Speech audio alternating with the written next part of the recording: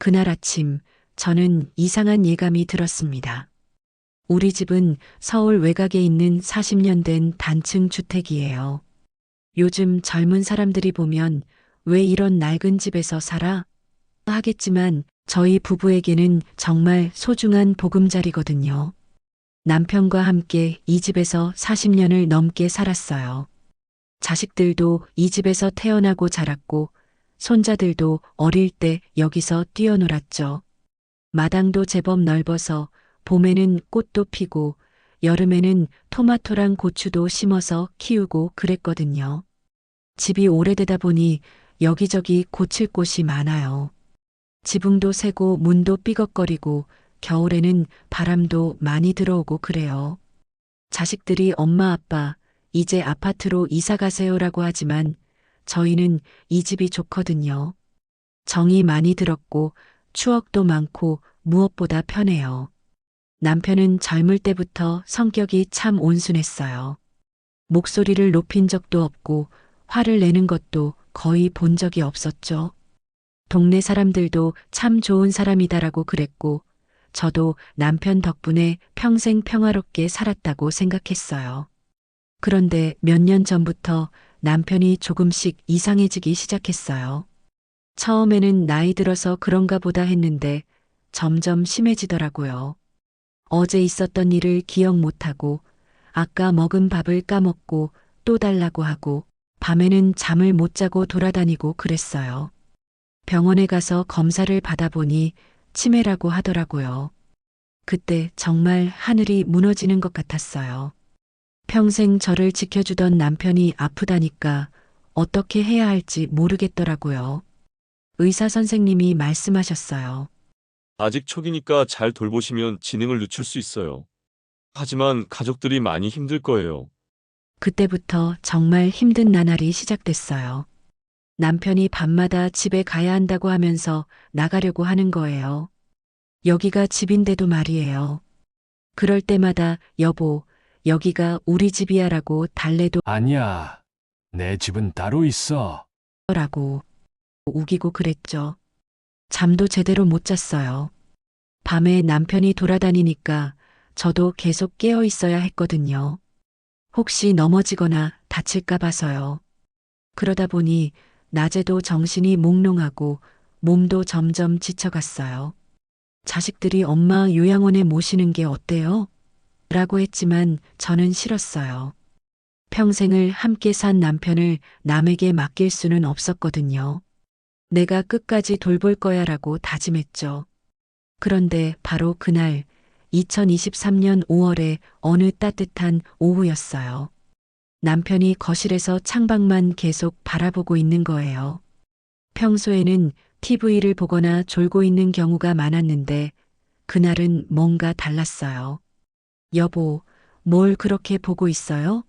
라고 물었더니 남편이 제 얼굴을 빤히 보더니 이렇게 말하는 거예요. 여보, 누군가 우릴 부르는 것 같아. 도움이 필요한 것 같은데. 그 순간 제 등골이 서늘해졌어요. 남편의 눈빛이 평소와 달리 또렷했거든요. 마치 뭔가를 예감하는 것처럼요. 무슨 소리예요? 아무도 없는데요. 아니야. 분명히 들려. 슬픈 소리가. 그때는 치매 증상 중 하나려니 했어요. 환청이나 착각 같은 것들 말이에요. 하지만 지금 생각해보면 남편이 정말로 뭔가를 느꼈던 것 같아요. 바로 그날 오후 3시쯤이었죠. 제가 부엌에서 저녁 준비를 하고 있는데 현관 쪽에서 이상한 소리가 들렸어요. 끙끙 하는 작은 신음소리 같은 거였어요.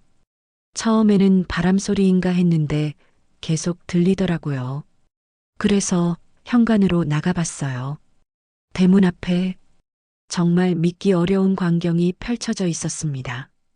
죽어가고 있는 고양이 한 마리가 저를 똑바로 바라보고 있었어요. 처음 봤을 때 정말 깜짝 놀랐어요. 고양이가 얼마나 비참한 모습이었는지 몰라요. 한쪽 눈은 완전히 감겨 있었고 눈 주변은 상처투성이었어요. 노란 고름이 흘러내리고 있었고 냄새도 심했어요. 귀 한쪽은 반 정도 찢어져 있었고 털도 군데군데 빠져서 민둥민둥한 부분이 많았어요. 몸도 정말 말랐더라고요. 뼈가 다 보일 정도로 말이에요. 걸어 다니는 것도 힘들어 보였고 야옹 소리조차 제대로 내지 못하더라고요. 하지만 무엇보다 충격적인 건 그 눈빛이었어요. 무섭거나 공격적인 게 아니라 정말 간절하고 슬픈 눈빛이었거든요. 마치 도와주세요라고 말하는 것 같았어요. 처음에는 쫓아내려고 했어요. 저리 가. 여기 있으면 안 돼. 솔직히 말하면 좀 무서웠거든요. 그렇게 상처가 많은 고양이가 마당에 있으니까. 혹시 병이 있는 건 아닌지, 사람한테 해를 끼치는 건 아닌지 걱정됐어요. 빗자루를 들고 나가서 쉿, 쉿 하면서 쫓아내려고 했는데 고양이가 움직이지 않더라고요. 그냥 그 자리에 웅크리고 앉아서 저만 바라보는 거예요. 남편이 소리를 듣고 나왔어요. 뭘 그렇게 소리를 지르고 그래? 고양이 한 마리가 대문 앞에 있어요. 상태가 너무 안 좋아서 남편이 고양이를 보더니 말했어요. 어머, 저 아이 많이 아픈 것 같은데. 불쌍하네. 여보, 이상한 병이라도 있으면 어떡해요? 빨리 쫓아내야 해요. 그런데 남편이 제 팔을 잡더라고요. 여보, 저 아이도 우리처럼 외로운가 보네. 아무도 돌봐주는 사람이 없나 봐. 그 말을 듣는 순간 마음이 아프더라고요. 남편 말이 맞았어요. 저 고양이도 우리처럼 혼자였던 거죠. 그날 밤 고양이는 대문 앞을 떠나지 않았어요. 비가 와도 바람이 불어도 그 자리에 그대로 있었어요. 음식을 찾아서 돌아다니는 것도 아니고 그냥 조용히 앉아만 있었죠. 이튿날 아침에 봐도 그 자리에 있더라고요. 그 모습을 보니까 더 마음이 아팠어요. 저 아이도 참 불쌍한 애라는 생각이 들었어요. 그래서 부엌에서 생선 몇 토막을 가져다가 고양이 앞에 놓아줬어요. 고양이가 음식을 보더니 정말 조심스럽게 다가오더라고요. 그리고는 정말 빠르게 먹어치우는 거예요. 얼마나 굶었으면 저렇게 급하게 먹을까 싶었죠. 그 다음 날에도 또 밥을 줬어요. 그 다음 날에도 또 그 다음 날에도. 그러다 보니 고양이가 점점 저한테 익숙해지더라고요. 처음에는 멀찌감치 떨어져 있다가 나중에는 제가 밥을 가져다 놓을 때까지 기다리고 그랬어요. 일주일쯤 지났을까요? 고양이 상태가 너무 심각해 보여서 동물병원에 데려가기로 했어요. 남편도 그래, 한번 데려가 봐. 치료받으면 나아질 거야. 라고 했어요.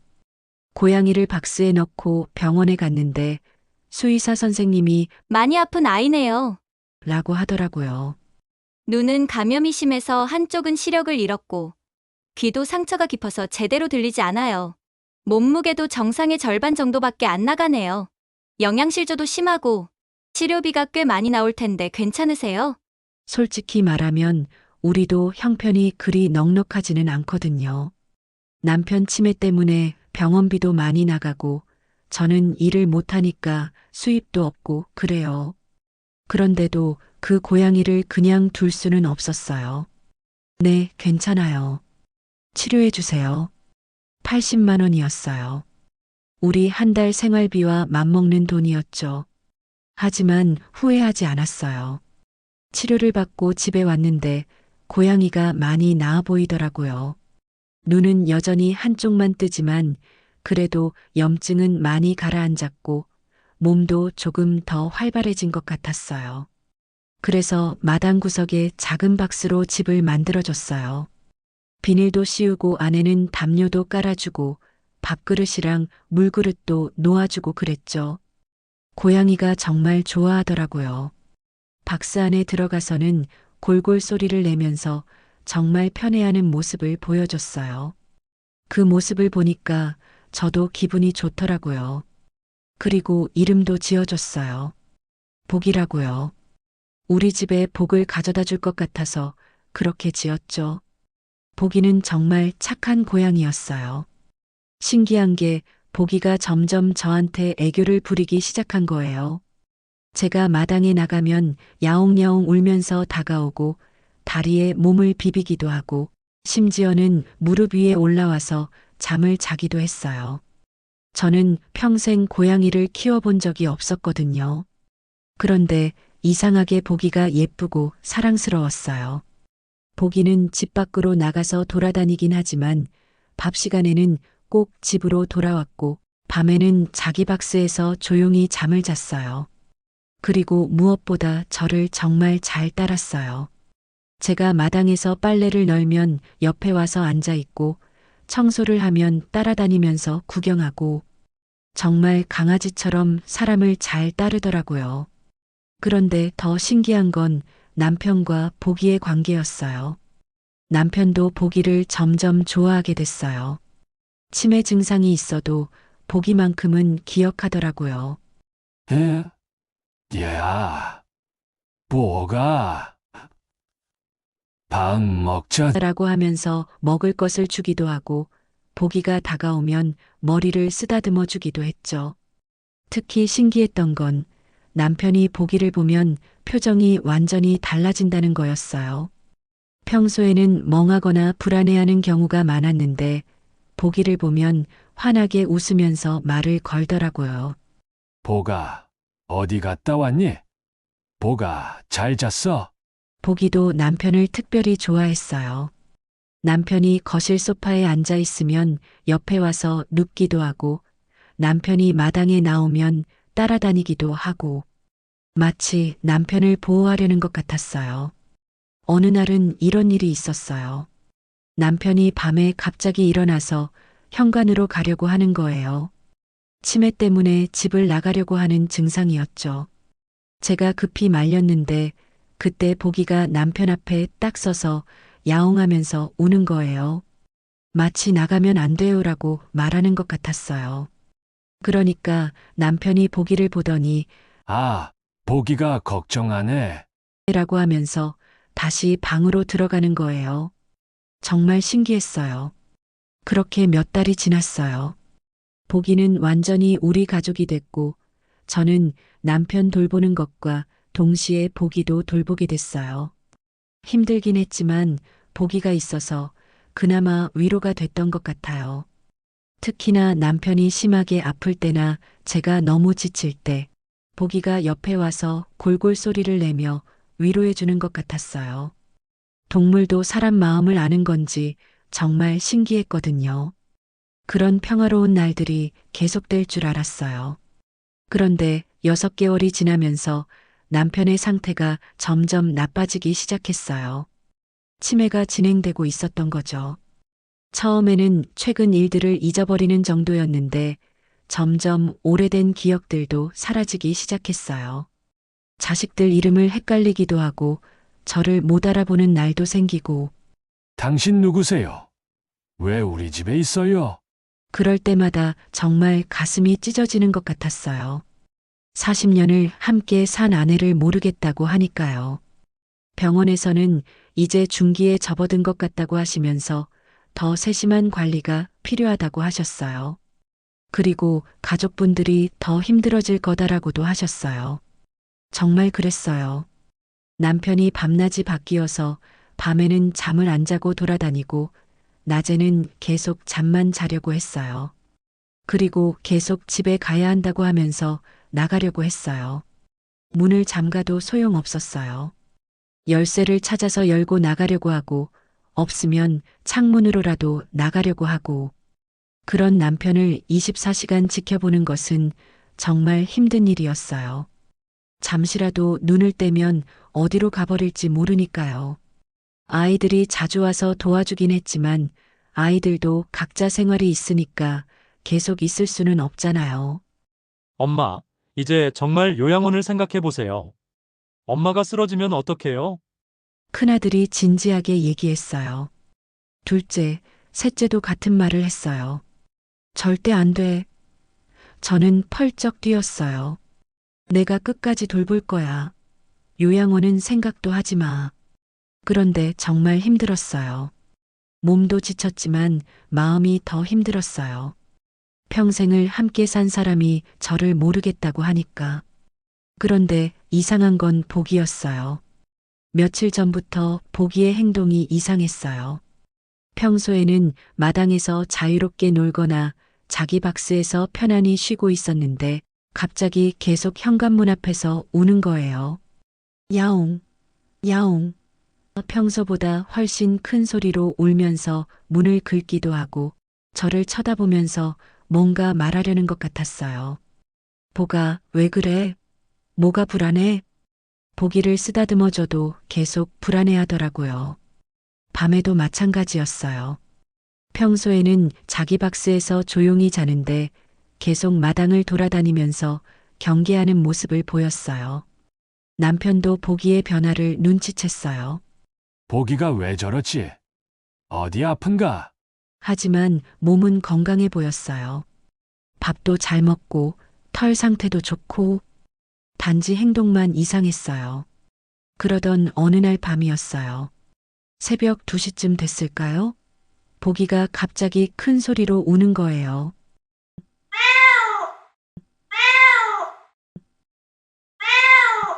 정말 다급한 소리였어요. 무슨 일인가 싶어서 밖으로 나가봤는데 보기가 현관문 앞에서 발을 동동 구르면서 울고 있더라고요. 그런데 남편이 잠옷 차림으로 현관에 서 있는 거예요. 문을 열려고 하고 있었어요. 여보, 뭐 하세요? 집에 가야 해. 늦으면 안 돼. 여기가 집이에요. 어디를 가려고 해요? 그때 보기가 남편 다리에 몸을 비비면서 울더라고요. 마치 가면 안 돼요라고 말리는 것 같았어요. 남편이 보기를 보더니 잠시 멈춰 섰어요. 그리고는 보기가 걱정하느라고 중얼거리면서 다시 방으로 들어갔어요. 그날 밤 저는 잠을 이룰 수 없었어요. 보기의 행동이 너무 이상했거든요. 마치 뭔가 나쁜 일이 일어날 걸 미리 아는 것 같았어요. 그리고 바로 다음 날 정말 그 일이 일어났습니다. 2023년 11월 15일. 제 인생에서 가장 힘든 날이었어요. 그날도 평소와 다를 바 없는 아침이었어요. 남편을 깨워서 세수시키고 아침을 먹였어요. 그날은 남편이 고마워요. 라고 하더라고요. 저를 알아보는 것 같아서 마음이 좋았죠. 아침을 다 먹고 나서 남편이 거실에서 TV를 보고 있었어요. 저는 부엌에서 설거지를 하고 있었고요. 그런데 보기가 계속 현관 쪽에서 울고 있더라고요. 평소보다 더 간절하고 절박한 소리였어요. 보가, 왜 그래? 뭐가 그렇게 불안해? 보기가 저를 쳐다보면서 더 크게 우는 거예요. 그리고는 현관문을 향해서 발을 구르고 그때 저는 이상한 생각이 들었어요. 혹시 보기가 뭔가를 예감하고 있는 건 아닐까? 동물들이 지진이나 자연재해를 미리 감지한다는 얘기를 들은 적이 있거든요. 혹시 보기도. 하지만 그때는 단순히 고양이가 예민해졌나 보다 생각했어요. 설거지를 마치고 거실로 갔는데 남편이 없더라고요. TV는 켜져 있는데 남편은 온데간데 없었어요. 처음에는 화장실에 간 줄 알았어요.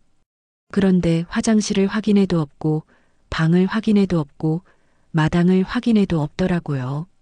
그때 정말 심장이 쿵쾅거렸어요. 설마 밖으로 나간 건 아니겠지? 싶어서 현관문을 확인해 봤는데 문이 열려 있더라고요. 그제야 정신이 번쩍 들었어요. 남편이 혼자 집을 나간 거였어요. 보기가 그렇게 울었던 이유를 그때서야 알았어요. 보기가 미리 알고 있었던 거예요. 남편이 나갈 거라는 걸. 하지만 이미 늦었어요. 남편은 이미 사라진 후였어요. 치매 환자가 혼자 밖으로 나가면 정말 위험하거든요. 길을 잃을 수도 있고 사고를 당할 수도 있고 당장 신발을 신고 밖으로 뛰쳐나갔어요. 여보, 여보 부르면서 동네를 돌아다녔죠. 보기도 저를 따라 나왔어요. 마치 함께 찾아야 한다는 걸 아는 것처럼요. 평소 남편이 자주 가던 공원부터 찾아봤어요. 벤치마다 확인하고 정자도 가보고. 하지만 남편은 어디에도 보이지 않았어요. 동네 슈퍼마켓도 가봤어요. 혹시 우리 남편 보셨어요? 키 170cm 정도의 회색 추리닝 입고 주인 아주머니가 오늘은 못 봤는데요? 라고 하시더라고요. 옆집 아주머니한테도 물어보고 산책하는 사람들한테도 물어보고 모두가 고개를 저었어요. 시간이 자꾸 흘러가니까 더 불안해졌어요. 벌써 1시간이 넘었는데 소식이 없으니까요. 집으로 돌아와서 바로 경찰서에 신고했어요. 여보세요? 치매 환자가 실종됐어요. 빨리 찾아주세요. 진정하세요. 몇 시경에 없어진 것 같으세요? 1시간 전쯤이요. 아침 먹고 나서 설거지하는 사이에 사라졌어요. 어떤 옷을 입고 나가셨나요? 회색 추리닝에 검은색 운동화요. 그리고 잠바는 안 입고 나갔어요. 날씨가 추운데 특징 같은 게 있나요? 키가 170cm 정도이고 머리가 하얗고 조금 구부정해요. 그리고 치매가 있어서 길을 잘 못 찾아요. 경찰관이 말했어요. 신고 접수했으니까 찾아서 연락드릴게요. 그런데 가족분들도 같이 찾아보시는 게 좋겠어요. 치매 환자는 멀리 가지 못하는 경우가 많으니까 집 주변을 더 세밀하게 찾아보세요. 당장 큰아들한테 전화했어요. 아들아, 아빠가 없어졌어. 빨리 와서 같이 찾아보자. 네. 아버지가요? 어머니, 진정하세요. 금방 갈게요. 큰아들이 어머니, 진정하세요. 금방 갈게요라고 하더라고요. 둘째한테도 전화하고 셋째한테도 전화했어요. 다들 직장에서 일하고 있었는데 급하게 일을 빼고 집으로 오겠다고 했어요. 그 사이에 저는 혼자서라도 찾아보려고 동네를 몇 바퀴나 돌았어요. 평소에 남편이 좋아했던 공원도 다시 가보고 자주 가던 슈퍼마켓도 다시 가보고 동네 정자도 다시 가보고 그랬는데 어디에도 남편은 없었어요. 보기도 계속 저를 따라다니면서 같이 찾아다녔어요. 이상하게 보기도 불안해하는 것 같았어요. 계속 킁킁거리면서 주변을 막기도 하고 가끔씩 한 방향을 빤히 쳐다보기도 하고 보기도 아저씨를 찾고 있구나. 아이들이 도착해서는 더 넓은 범위로 찾기 시작했어요. 큰아들은 차를 몰고 멀리까지 가보고 둘째는 지하철역 근처를 찾아보고 셋째는 시장 쪽을 찾아봤어요. 저는 집에서 기다리면서도 계속 주변을 돌아다녔어요. 혹시 남편이 집으로 돌아올까 봐서요. 시간이 자꾸 지나가니까 더 불안해졌어요. 해는 점점 지고 날씨는 추워지고 남편이 얇은 옷만 입고 나갔는데 밤까지 밖에 있으면 얼마나 추울까 싶었거든요. 11월 중순, 날씨가 영하로 떨어지는 시기였어요. 잠바도 안 입고 나간 남편이 밤까지 밖에 있으면 저체온증에 걸릴 수도 있었어요. 오후 5시, 6시, 7시, 시간만 자꾸 흘러가는데 아무런 소식이 없었어요. 경찰서에서도 아직 발견 못했다고 하고 아이들도 못 찾겠다고 하고 정말 어떻게 해야 할지 모르겠더라고요. 저녁 때가 되도록 소식이 없었어요. 밥을 먹을 수도 없었어요. 목구멍으로 넘어가지 않았거든요. 아이들이 어머니 좀 드세요. 기운이라도 내셔야죠라고 했지만 어떻게 먹어요. 남편이 어디서 굶고 있을지 모르는데 그때 정말 절망적이었어요. 내가 조금만 더 신경 썼으면, 문을 잠가놨으면, 잠시라도 눈을 떼지 말았으면, 그런 후회들이 머릿속에서 계속 돌더라고요. 보기도 제 주변을 계속 맴돌면서 불안해했어요. 마치 저의 마음을 알아주는 것 같았어요. 아이들이 어머니, 너무 걱정하지 마세요. 분명히 찾을 수 있을 거예요라고 위로해줬지만 저는 정말 마음이 무너지는 것 같았어요. 평생을 함께 산 남편이 혼자서 길을 헤매고 있다고 생각하니까 가슴이 찢어지는 것 같았거든요. 특히나 남편이 치매라서 더 걱정됐어요. 자기가 어디에 있는지도 모르고 집으로 어떻게 돌아와야 할지도 모를 텐데, 추운데 떨고 있을 텐데, 무서워하고 있을 텐데, 밤 9시가 넘어서 경찰서에서 전화가 왔어요.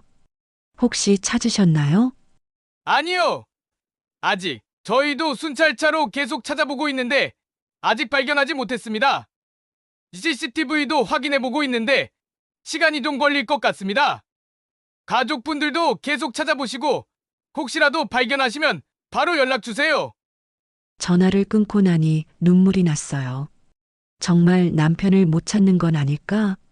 이대로 영영 못 보는 건 아닐까? 아이들도 지친 표정이었어요. 하루 종일 찾아다녔으니까요. 어머니, 오늘은 집에서 쉬고 내일 아침 일찍부터 다시 찾아봐요. 경찰서에서도 계속 찾고 있다니까 너무 걱정하지 마세요. 어떻게 쉬어? 아빠가 밖에서 추위에 떨고 있는데 밤 10시가 넘어서까지 찾아봤지만 결국 찾지 못했어요. 아이들이 오늘은 집에서 쉬고 내일 다시 찾아보자고 해서 어쩔 수 없이 집으로 돌아왔어요.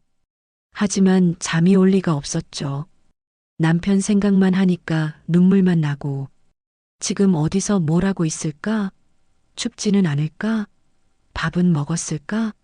그런 걱정들로 머리가 복잡했어요. 보기도 제 옆에 와서 가만히 앉아 있더라고요. 마치 저를 지켜주려는 것처럼요. 새벽 2시, 3시, 시계만 보면서 시간을 보냈어요. 잠은 한숨도 못 잤어요. 그러다 새벽 3시쯤 됐을까요? 더는 집에 있을 수가 없어서 마당으로 나갔어요.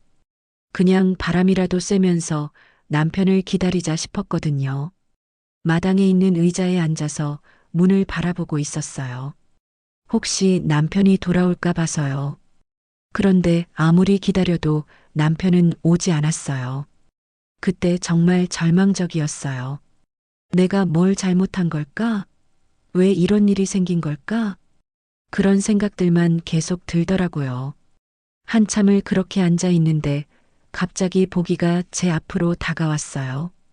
평소에는 밤에 자기 박스에서 자는데 그날은 왜 나왔는지 모르겠더라고요. 보기가 제 무릎에 올라와서는 골골 소리를 내면서 저를 위로해 주는 것 같았어요. 그 모습을 보니까 눈물이 또 나더라고요. 보가, 아저씨가 어디 갔을까? 우리 아저씨 찾을 수 있을까? 그렇게 혼잣말을 하면서 보기를 쓰다듬어 줬어요. 그런데 이상하게 보기가 자꾸 저를 쳐다보면서 야옹야옹 우는 거예요. 평소보다 훨씬 더 큰 소리로 정말 뭔가 말하려는 것처럼요. 한두 번이 아니라 계속해서 우니까 보가 왜 그래? 라고 물어봤더니 보기가 일어서서 마당 쪽으로 가더라고요. 그러다가 다시 저한테 와서 우는 거예요. 그리고 또 마당 쪽으로 가고 마치 따라와라고 하는 것 같았어요. 처음에는 그냥 고양이가 놀자는 건가 싶었어요. 그런데 보기 표정이 평소와 달랐어요. 정말 간절하고 급한 표정이었거든요. 보가, 뭘 보여주려고 그러니? 일어서니까 보기가 마당을 나서더라고요. 그리고는 저를 돌아보면서 다시 야옹 우는 거예요. 그때 갑자기 이상한 생각이 들었어요. 설마 보기가 뭔가 알고 있는 건 아닐까? 동물들이 사람보다 후각이 뛰어나다고 하잖아요. 개는 몇 킬로미터 떨어진 곳에서도 주인의 냄새를 맡을 수 있다고. 고양이도 그런 능력이 있을 수 있잖아요. 혹시 보기가 남편 냄새를 맡은 건 아닐까? 그래서 보기를 따라가기로 했어요. 보가, 어디로 가는 거야? 보기가 앞장서서 걸어가는데 평소보다 천천히 걸으면서 자꾸 뒤를 돌아봤어요. 제가 따라오는지 확인하는 것 같았거든요. 처음에는 우리 동네 안을 돌더라고요. 제가 낮에 찾아봤던 곳들, 공원도 지나가고 슈퍼마켓도 지나가고, 그런데 점점 멀어져서 제가 잘 안 가본 곳으로 향했어요. 보가, 어디까지 가는 거야? 보기는 계속 앞으로만 가더라고요. 가끔씩 야옹하고 울면서 저를 재촉하기도 하고, 그렇게 한 20분 정도 걸었을까요? 집 뒤편에 있는 재개발 구역에 도착했어요. 거기는 예전에는 집들이 많았는데 재개발 때문에 사람들이 다 이사가고 빈집들만 남아있는 곳이었어요. 낡은 집들이 줄지어 있고 가로등도 별로 없어서 어둑어둑했어요. 솔직히 말하면 좀 무서웠거든요. 특히나 새벽에 혼자 가기에는. 보가, 여기는 왜 온 거야? 보기가 계속 앞으로 가더라고요. 마치 확신에 찬 듯이. 그런데 걷다 보니까 숨이 차기 시작했어요. 나이가 있다 보니까 오래 걷기가 힘들었거든요. 더군다나 언덕길이라서 더 힘들었어요. 보가, 잠깐만. 좀 쉬었다 가자. 그런데 보기가 저를 보더니 더 급하게 야옹야옹 우는 거예요. 마치 빨리 와야 한다고 하는 것 같았어요. 그 모습을 보니까 정말 뭔가 있는 것 같았어요. 그래서 힘들어도 보기를 따라가기로 했어요. 보기가 한 집 앞에서 멈춰섰어요. 정말 낡은 집이었는데 문이 반쯤 열려 있었어요. 보기가 그 문 앞에서 계속 우는 거예요. 여기야? 보기가 집 안으로 들어가더라고요. 저도 따라 들어갔는데 안이 정말 어두웠어요. 휴대폰 손전등을 켜고 안을 비춰봤어요. 거실, 부엌, 방, 아무것도 없었어요. 가구도 없고 사람도 없고 보기가 잘못한 건가? 그런데 보기가 한방 구석을 향해서 계속 우는 거예요. 그쪽으로 가서 손전등을 비춰봤는데 구석에 뭔가가 보이더라고요. 사람 같은데 가까이 가봤더니 남편이었어요. 바닥에 쓰러져 있었는데 얼굴은 창백하고 입술은 파랗게 질려 있었어요. 여보, 여보. 남편을 흔들었는데 반응이 없더라고요. 하지만 숨은 쉬고 있었어요. 손은 얼음장처럼 차가웠지만 맥박은 뛰고 있었어요. 손이 떨리는 걸 겨우 참으며 119에 신고했어요. 여기 사람이 쓰러져 있어요. 빨리 와주세요. 진정하세요. 주소가 어디죠? 주소를 말해주고 상황을 설명했어요. 치매 환자가 실종됐다가 폐가에서 발견됐다고, 저체온증인 것 같다고. 금방 갈게요. 그 사이에 환자분을 따뜻하게 해주세요. 담요나 옷으로 덮어주시고요. 제 잠바를 벗어서 남편에게 덮어줬어요. 그리고 남편을 안고 체온을 나눠주려고 했어요. 여보, 괜찮아질 거야. 곧 구급차 와. 보기도 남편 옆에 와서 가만히 앉아 있더라고요. 마치 남편을 지켜주려는 것처럼. 10분쯤 지났을까요? 구급차 사이렌 소리가 들렸어요. 여기요. 여기 있어요. 구급대원들이 들어와서 남편을 들것에 옮겼어요. 체온이 많이 떨어졌네요. 빨리 병원으로 가야겠어요. 남편 괜찮을까요? 다행히 생명에는 지장이 없을 것 같습니다. 조금만 더 늦었으면 위험했을 수도 있었는데 잘 찾으셨어요. 구급차가 출발하기 전에 보기를 안았어요. 보가, 정말 고마워. 내가 아니었으면 큰일 날 뻔했어. 보기가 제 얼굴을 하자주더라고요. 마치 다행이에요라고 말하는 것 같았어요. 보기를 집에 두고 구급차를 따라 병원으로 갔어요. 응급실에 도착해서 의사 선생님이 진찰했어요. 체온이 많이 떨어져서 저체온증이 왔어요. 하지만 다행히 큰 문제는 없고 며칠 입원해서 치료받으면 될 것 같아요. 정말 다행입니다. 조금 더 늦었으면 정말 위험했을 거예요. 정말 다행이었어요. 만약에 조금 더 늦게 찾았다면 생각만 해도 끔찍해요. 아이들한테도 연락해서 아빠 찾았다고 했더니 다들 병원으로 달려왔어요. 어머니, 어떻게 찾으셨어요? 보기가 찾아줬어. 보기가요? 보기 얘기를 해줬더니 다들 깜짝 놀라더라고요. 고양이가 그런 걸 어떻게 알았지? 정말 신기하네. 보기가 생명의 은인이네요. 남편은 사흘 정도 입원해서 치료받았어요. 의식도 돌아오고 컨디션도 많이 좋아졌어요. 다행히 큰 후유증도 없었고요. 의사 선생님이 말씀하셨어요. 앞으로는 더 주의하셔야 해요. 치매 환자는 언제든 이런 일이 생길 수 있거든요. 문잠금 장치 같은 것들을 추천해 드립니다. 그리고 GPS 팔찌도 착용하시는 게 좋을 것 같아요. 퇴원하는 날 집에 도착하니까 보기가 대문 앞에서 기다리고 있더라고요. 남편을 보더니 야옹하면서 다가와서 다리에 몸을 비비는 거예요. 남편도 보기를 보고 환하게 웃었어요. 보가, 내가 다녀왔어. 네가 날 구해줬구나. 고마워. 그 모습을 보니까 눈물이 났어요. 정말 보기가 우리 가족을 구해준 거예요. 집에 돌아와서 첫 번째로 한 일이 보기한테 고마움을 표현하는 거였어요. 보가, 정말 고마워. 내가 아니었으면 큰일 날 뻔했어. 좋은 간식도 사다 주고 새로운 이불도 사다 줬어요. 그런데 신기한 게 보기가 그 일로 더욱 저희 가족한테 애착을 보이더라고요. 마치 자기가 정말 우리 가족의 일원이라는 걸 확실히 느낀 것 같았어요. 남편도 보기를 보는 눈빛이 완전히 달라졌어요. 이 고양이가 내 생명을 구해줬구나. 치매가 있어도 보기에 대한 기억은 확실했어요. 그 일이 있고 나서 저는 결심했어요. 보기를 정말 우리 집 식구로 받아들이자고. 마당에서만 지내게 할 게 아니라 집안에서도 자유롭게 다닐 수 있게 해주자고 말이에요. 그래서 현관문을 열어줬어요.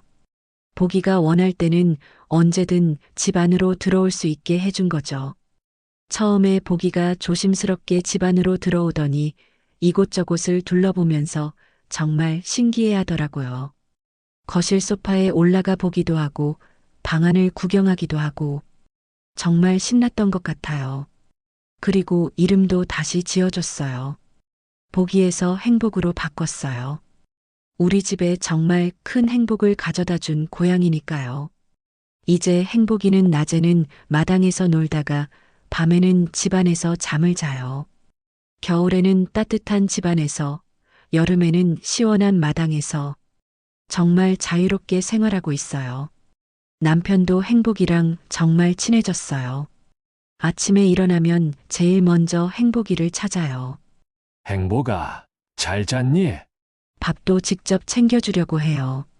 치매 때문에 다른 건 잘 기억 못해도 행복이에 대한 기억만큼은 정확해요. 이 고양이가 나를 살려준 고양이야라고 사람들한테 자랑하기도 하더라고요. 저도 행복이 덕분에 마음이 많이 편해졌어요.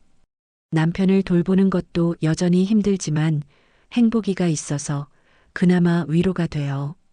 특히 힘든 일이 있을 때 행복이가 옆에 와서 골골거리면서 위로해 주는 것 같거든요.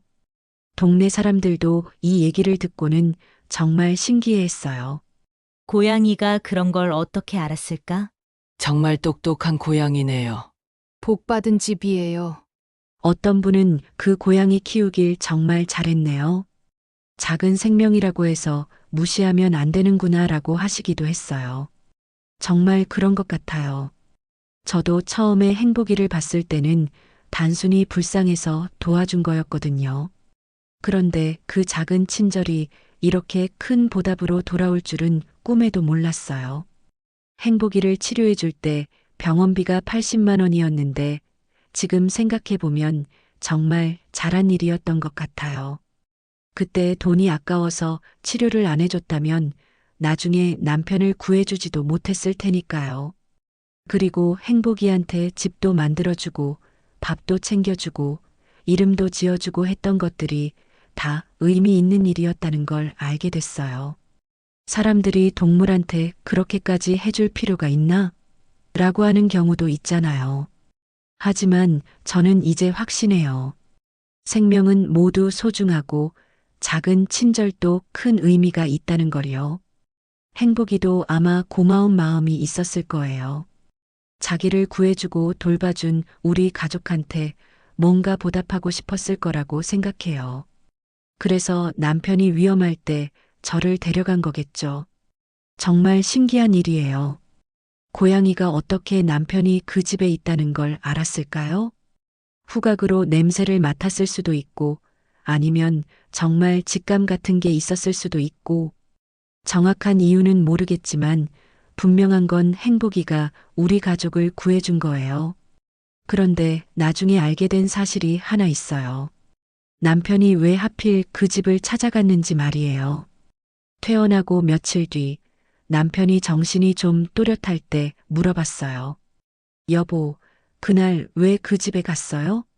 남편이 잠시 생각하더니 이렇게 말하는 거예요. 거기가 내 집이었던 것 같아.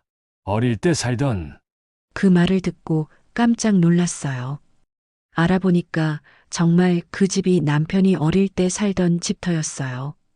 70년 전 남편이 5살 때까지 살았던 곳이라고 했어요.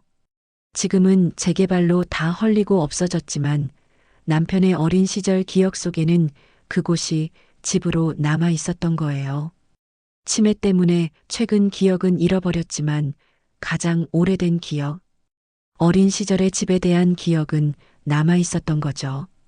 그래서 집에 가야 한다고 하면서 어린 시절 집을 찾아간 거였어요. 그걸 행복이가 어떻게 알았을까요? 보기가 남편의 냄새를 따라갔을 수도 있고 아니면 정말 신비한 능력이 있는 건지도 모르겠어요. 어쨌든 행복이가 없었다면 남편을 찾지 못했을 거예요.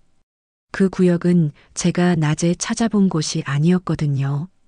재개발 구역이라 사람도 없고 경찰도 거기까지는 수색하지 않았을 거예요. 그 일이 있고 나서 남편 상태도 좀 나아진 것 같아요. 여전히 치매는 있지만 행복이가 있어서 그런지 심리적으로 안정된 것 같거든요. 행복이랑 놀면서 웃는 모습을 자주 봐요. 행복이가 남편 무릎에 올라가면 남편이 정말 행복해 하더라고요. 저도 그래요. 남편 돌보는 것만으로도 힘든데 행복이까지 돌봐야 하니까 일이 더 늘어난 건 맞아요. 하지만 행복이가 주는 위로와 기쁨이 그런 수고로움보다 훨씬 크거든요. 특히 행복이가 저한테 애교 부리는 모습을 보면 정말 사랑스러워요. 제 무릎에 올라와서 잠들 때나 부엌에서 요리할 때, 옆에서 구경할 때나 그런 순간들이 정말 행복해요. 남편도 행복이 덕분에 웃을 일이 많아졌어요. 행복이가 장난치는 모습을 보면서 깔깔 웃기도 하고 행복이한테 말을 걸기도 하고 치매 환자한테는 그런 즐거움이 정말 중요하거든요. 그리고 무엇보다 안전면에서도 도움이 돼요. 행복이가 집 안팎을 자유롭게 돌아다니니까 뭔가 이상한 일이 있으면 알려주는 것 같아요. 그날처럼 정말 위급한 상황에서 말이에요. 아이들도 행복이를 정말 좋아해요. 가끔 집에 놀러 올 때마다 행복이 어디 있어? 라고 찾고 좋은 간식도 사다 주고 그래요. 손자들도 행복이를 무서워하지 않고 같이 놀려고 해요. 다행히 행복이가 성격이 순해서 아이들이 만져도 가만히 있어 주거든요. 큰 손자가 이런 말을 하더라고요. 할머니, 행복이는 천사 고양이에요. 할아버지를 구해준 거잖아요. 정말 그런 것 같아요. 행복이는 우리 집에 온 천사예요.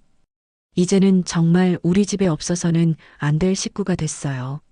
만약 행복이가 없었다면 남편을 찾지 못했을 수도 있었을 거예요. 생각만 해도 끔찍해요. 그래서 저는 항상 행복이한테 고마워해요. 행복아, 정말 고마워. 우리 가족 지켜줘서 매일같이 얘기해 주거든요. 행복이도 그런 마음을 아는지 더욱 저희한테 애정을 보여줘요. 정말 가족 같은 관계가 된 것 같아요. 동물병원에 정기 검진 갈 때도 수의사 선생님이 정말 건강해졌네요. 잘 돌봐주신 게 보여요라고 하세요. 처음 왔을 때와 비교하면 정말 많이 좋아졌거든요. 털도 윤기가 나고 몸무게도 정상이 됐고 눈은 여전히 한쪽만 뜨지만 그래도 건강하게 잘 지내고 있어요. 가끔 행복이가 마당에서 다른 고양이들이랑 노는 모습을 볼 때가 있어요. 동네 고양이들이 놀러 오는 것 같은데 행복이가 친구들한테 자기 집을 자랑하는 것 같기도 해요. 내가 사는 집이야. 여기 사람들이 나한테 정말 잘해줘. 그렇게 말하는 것 같거든요. 정말 뿌듯해요. 처음에 상처투성이로 왔던 고양이가 이제는 이렇게 행복하게 지내는 모습을 보니까 제가 잘한 일이라는 생각이 들어요. 그리고 그 작은 친절이 이렇게 큰 보답으로 돌아온 게 정말 신기하고 감사해요. 사람들이 복 받으셨네요 라고 하는데 정말 그런 것 같아요. 행복이 덕분에 남편도 무사했고 우리 집에도 웃음이 늘어났고 정말 행복한 일상을 보내고 있거든요. 이제 행복이는 7살 정도 됐을 거예요. 고양이 나이로는 중년 정도 되는 건가요? 앞으로도 오래오래 건강하게 지냈으면 좋겠어요. 우리 가족도 행복이도 모두 함께 평안하게 살았으면 하는 게 지금 제 소망이에요. 그리고 이 얘기를 듣는 분들에게도 말씀드리고 싶어요. 작은 생명이라고 해서 무시하지 마세요. 길에서 도움이 필요한 동물을 만나면 가능한 범위에서라도 도와주세요. 그 작은 친절이 언젠가는 큰 보답이 되어 돌아올 수도 있거든요. 저처럼 말이에요. 행복이한테 베푼 작은 친절이 결국 제 남편의 생명을 구해준 거니까요. 정말 세상에는 신기한 일들이 많은 것 같아요. 그리고 모든 만남에는 다 이유가 있는 것 같고요. 행복이와의 만남도 그런 운명이었나 봐요. 지금도 행복이는 마당에서 햇볕을 쬐며 낮잠을 자고 있어요. 정말 평화로운 모습이에요. 그 모습을 보면서 저도 마음이 평안해져요. 남편 돌보는 일이 힘들 때도 있지만 행복이가 있어서 그나마 버틸 수 있는 것 같아요. 앞으로도 행복이와 함께 따뜻한 일상을 만들어 가고 싶어요. 그리고 행복이한테 받은 은혜를 다른 곳에서도 베풀 수 있는 사람이 되고 싶고요. 정말 고마운 우리 행복이에요. 작은 생명이지만 우리 가족에게는 정말 큰 존재거든요. 요즘은 남편 상태도 많이 안정됐어요. 치매는 여전히 있지만 행복이가 곁에 있어서 그런지 예전보다 덜 불안해하는 것 같아요. 밤에도 집을 나가려고 하는 일이 많이 줄었어요. 행복이가 남편 옆에 누워 있으면 남편이 안심하는 것 같거든요. 동네 사람들도 이 얘기를 들으시고는 행복이를 보면 생명의 은인이네라고 하시면서 쓰다듬어 주세요. 행복이도 이제는 사람들을 무서워하지 않아요. 예전에는 사람만 보면 도망갔는데 지금은 사람들이 다가와도 가만히 있고 심지어 먼저 다가가기도 해요. 정말 많이 변했어요. 처음 왔을 때 그 무서워하고 아픈 모습과는 완전히 달라졌어요. 사랑을 받으니까 행복이도 변한 거예요. 그리고 그 사랑을 보답하려고 우리 가족을 구해준 거고요. 가끔 생각해요. 만약 그날 행복이를 쫓아내고 도와주지 않았다면 어땠을까? 행복이는 아마 어디선가 죽었을 거예요. 그리고 우리도 남편을 잃었을지도 모르고요. 그 작은 선택, 행복이를 도와주기로 한 그 선택이 모든 걸 바꿨어요. 그래서 저는 이제 확신해요. 작은 친절도 절대 작지 않다는 걸, 작은 생명도 절대 하찮지 않다는 걸, 여러분도 기억해 주세요. 길에서 힘들어하는 작은 생명을 만나면 외면하지 마세요. 그게 사람이든 동물이든 도움이 필요한 생명을 만나면 가능한 범위에서라도 손을 내밀어 주세요. 그 작은 친절이 여러분에게도 큰 복이 되어 돌아올 거예요. 저와 행복이의 이야기를 마칠게요. 작은 친절이 큰 보답이 되어 돌아온 정말 감사한 경험이었습니다. 여러분들도 작은 생명들을 사랑으로 돌봐주시길 바라며 모든 가족이 건강하고 행복하시길 기원합니다. 우리 가족과 행복이처럼 여러분의 일상에도 작은 기적들이 함께하길 바랍니다. 감사합니다. 구독과 좋아요는 영상을 만드는데 큰 힘이 됩니다.